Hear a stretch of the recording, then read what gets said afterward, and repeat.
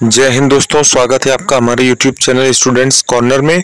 दोस्तों हम लोग एनसीईआरटी बेस्ड हिस्ट्री का अध्ययन कर रहे हैं, जिसमें हम लोगों का आज का चैप्टर है गुप्तकाल। गुप्तकाल से दोस्तों आज हम लोग प्रारंभ करेंगे। इससे पहले की कक्षा अगर आपने नहीं देखी है तो हमारे चैनल पर जाके हिस्ट्री नाम के फोल्डर में सभी वीडियो सीक्वेंस लगी है, आप वीडियो देख सकते हैं और अध्ययन कर सकते हैं। तो चलिए दोस्तों शुरू करते हैं गुप्तकाल। गुप्तकाल को दोस्तों भारत का स्वर्णिम युग कहा जाता है। गुप्तकाल को चलिए दोस्तों देखते हैं। गुप्तकाल को कुषाण साम्राज्य के विघटन के पश्चात जिस विकेंद्रीकरण के युग का प्रारंभ हुआ वह चतुर्थ शताब्दी ईस्वी तक चलता रहा। दोस्तों पश्चिमी पंजाब में यद्यपि कुषाण वंश का शासन था, तथापि पूर्व की ओर इसका कोई प्रभाव नहीं था और गुजरात तथा मालवा के पश्चिम भाग में शक अभी सक्रिय थे, परंतु उनकी शक्ति का उत्तरोत्तर ह्रास होता जा रहा था। उत्तरी भारत के शेष भूभाग में इस समय अनेक राज्यों व गणराज्यों का शासन था। यह काल किसी महान सेनानायक की महत्वाकांक्षाओं को की पूर्ति के लिए सर्वाधिक सुनहरा अवसर प्रस्तुत कर रहा था। फलस्वरूप मगध के गुप्त राजवंश में ऐसे महान सेनानायकों का उदय हुआ। ठीक है दोस्तों, इसके बाद में जो इसके गुप्त वंश के पहले या संस्थापक जो हुए वह श्रीगुप्त हुए, जिनका शासनकाल 240 ईसा पूर्व से लेके 240 ईस्वी से लेके 280 ईस्वी तक था। और प्रभावती गुप्त के पूना स्थित ताम्रपत्र अभिलेख में श्रीगुप्त का उल्लेख गुप्त वंश के आदिराज के रूप में किया गया है। लेखों में इसका गोत्र धारण बताया गया है और इनका जो शासन काल है वो 240 से 280 ईसा पूर्व बताया गया है। अभिलेख का नाम याद रखेंगे दोस्तों, पूना स्थित ताम्रपत्र अभिलेख। ठीक है दोस्तों, इसके बाद में नेक्स्ट है श्रीगुप्त ने महाराज की उपाधि धारण की। इत्सिंग के अनुसार श्रीगुप्त ने मगध में एक मंदिर का निर्माण करवाया तथा मंदिर के लिए 24 गांव दान दिए थे। इसके द्वारा धारण की गई जो उपाधि थी वह महाराज सामंतों द्वारा धारण की जाती थी। जो महाराजा उपाधि थी वह सामंतों के द्वारा धारण की जाती थी, जिससे यह अनुमान लगाया जाता है कि श्रीगुप्त किसी शासक के अधीन शासन करता था। तो यह स्थिति थी दोस्तों श्रीगुप्त की। नेक्स्ट है दोस्तों घटोत्कच, जो श्रीगुप्त का पुत्र था। दोस्तों इसका जो शासन काल था वह 280 ईस्वी से 319 ईस्वी था। लगभग 280 ईस्वी में श्रीगुप्त ने घटोत्कच को अपना उत्तराधिकारी बनाया। इसने भी महाराज की उपाधि धारण की। प्रभावती गुप्त के पूना एवं रिद्धपुर ताम्रपत्र अभिलेखों में घटोत्कच के पुत्र गुप्त वंश का प्रथम राजा बताया जाता है। घटोत्कच को गुप्त वंश का प्रथम राजा बताया जाता है दोस्तों। ठीक है, इसका राज्य संभवतः मगध के सीमावर्ती क्षेत्र तक ही सीमित था। इसमें उसने लगभग 319 ईस्वी तक शासन किया।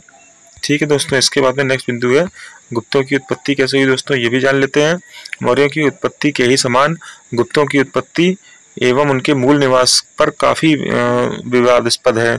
यद्यपि प्राचीन भारतीय इतिहास तथा अभिलेखों में अनेक वैसे व्यक्तियों का उल्लेख है जिनके नाम के अंत में गुप्त शब्द मिलता है, परंतु इनका गुप्त शासकों के साथ क्या संबंध है यह निश्चित नहीं है। उदाहरण स्वरूप एक जातक कथा में बनारस के एक राजा के पुत्र का नाम गुप्त दिया है, पर गुप्त शब्द महाभाव्य, मृच्छकटिकम व दिव्य वरदान महावंश ग्रंथों में तथा कतिपय अभिलेखों, भरहूत स्तंभ अभिलेखों, नासिक के प्राप्त एक अभिलेख में भी मिलता है। इनमें गुप्तों के प्राचीनता का तो आभास मिलता है, परंतु गुप्त शासकों ने भी अपनी पुत्रियों का विवाह ब्राह्मणों के साथ किया था। जैसे चंद्रगुप्त द्वितीय की पुत्री का जो विवाह था, प्रभावती का विवाह वाकाटक के राजा रुद्रसेन द्वितीय से हुआ था। बालादित्य व भानुगुप्त ने भी अपनी बहनों का जो विवाह था वह ब्राह्मणों में ही किया था। इससे स्पष्ट आभास होता है कि गुप्त जो शासक थे वह ब्राह्मण जाति के थे। ठीक दोस्तों, तो यह एक निष्कर्ष निकलता है। नेक्स्ट है दोस्तों चंद्रगुप्त प्रथम। ये सबसे प्रतापी राजा हुआ, अभी तक के समय का प्रतापी राजा था, क्योंकि इसने महाराज की उपाधि धारण की थी। दोस्तों महाराजा अधिराज की उपाधि धारण की थी और इसका जो शासन काल था 319 से 350 ईस्वी तक था। दोस्तों गुप्त वंश का प्रथम वास्तविक संस्थापक इसी को माना जाता है। दोस्तों घटोत्कच के पुत्र चंद्रगुप्त प्रथम ने गुप्त साम्राज्य की नींव डाली थी। इसे वास्तविक संस्थापक कहते हैं, परंतु जो संस्थापक था वह श्रीगुप्त था। दोस्तों ठीक है दोस्तों। वह संस्थापक श्रीगुप्त व वास्तविक संस्थापक चंद्रगुप्त प्रथम।